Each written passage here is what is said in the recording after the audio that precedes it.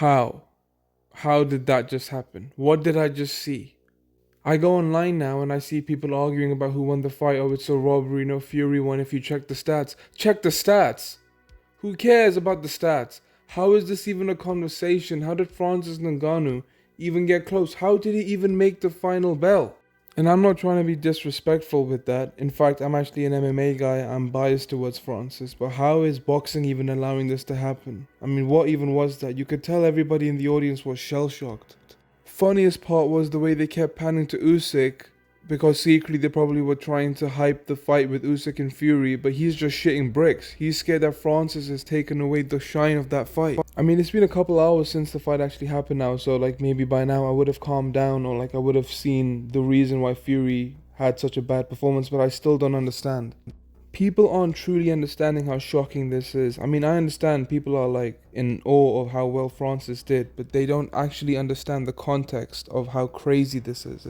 Because in reality, most people who are watching this fight are not some hardcore boxing MMA fans. They're just like those casual combat sports NPC fans. They just see Francis as like some big heavyweight UFC fighter, so they think he's like maybe like the best we have to give. But Francis, for as dominant as he was during his run, and I love Francis, like again, he's one of my favorite, he probably is my favorite heavyweight in the history of the UFC, but he was not considered some great technical boxer who's out there like teeing off on people.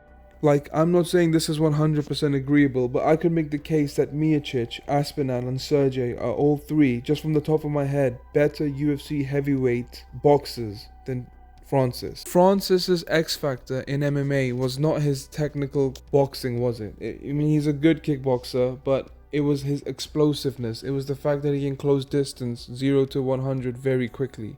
And then on top of that, he has heavy hands, but not like boxing heavy hands. Like MMA and boxing are very, very different, and I felt like this is accepted. Like everybody knows this.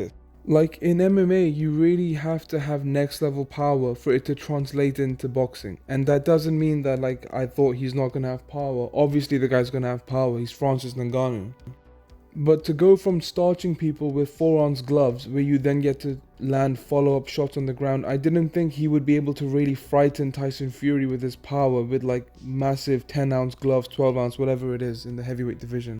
Especially given that Tyson Fury has been in there with Wilder 3 times. Like this guy has been in there, felt the power, got dropped, got up, and kept going. Like across 3 fights. He's been in there with him for what? Like 24 plus rounds, 30 rounds, and he's never really had that type of shell shock. He's been hurt, but he's never actually gone into his shell.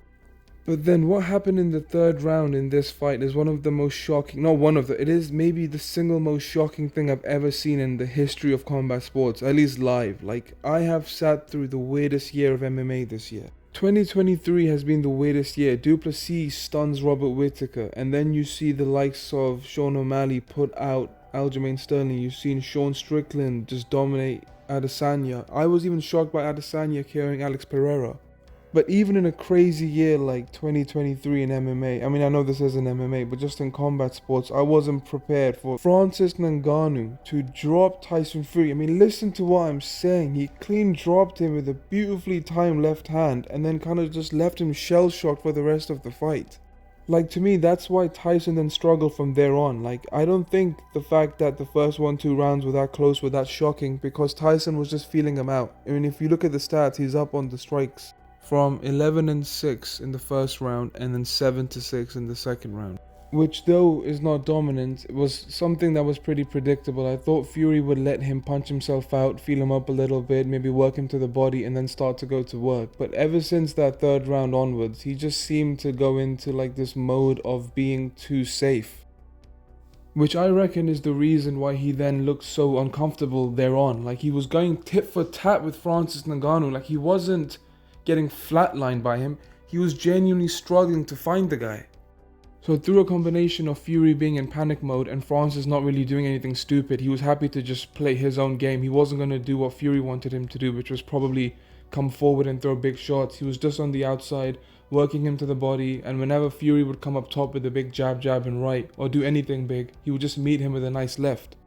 Like, this is just fundamental stuff, like the most basic stuff. Everybody, including me, was kind of mocking the idea of Francis even having a chance, and the fact that Tyson is going to be his coach. Like, I thought that was some kind of gimmick. I think everybody thought that that's more like a publicity thing. It's not really going to result in any kind of like win for Francis. But the fact that they actually came in with a tight, simple game plan threw Fury off. And that was enough to win the fight on points. Or maybe he didn't win the fight on points. However you score it. I mean, I couldn't really score it. Like, I mean, I was just in shock of the performance. I still can't believe that that just happened. So, however you score it, it was just an amazing event and one that Francis dominated. And I'm just so happy for Francis, man. His story is so inspirational. Like, if you haven't checked out his podcast with Joe Rogan back in the day, like in early 2021, late 2020, when he describes the story of how he got to France and not even how he made the UFC, just how he got from Cameroon to France to then get to the UFC, to then become the champion in the UFC, and then to leave the UFC over fighter pay and then actually win that by getting this bag, and then to actually almost win this fight but kind of win the event. And now he basically has a massive future with this boxing thing. Now he can probably go out there and make 50 mil, 60 mil against the likes of AJ and Wilder. So huge win for Francis, like just massive. This guy's turning into like some historical figure, like some black Arnold Schwarzenegger. Like everything he does, he just wins. This guy just has some winning genes.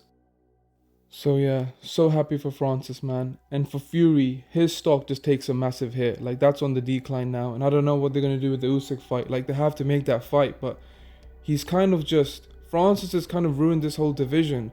It's exciting because he's kind of thrown a wrench in it and now he's involved in the division himself. But this kind of just degrades all of boxing and especially that division. That division looks like a joke. Even Usyk looked in shock. I feel like he's got secondhand embarrassment from that Fury performance. So I don't know what they do. They're going to do that fight. It's going to do a lot of pay-per-views. It might do more pay-per-views now because of that fight.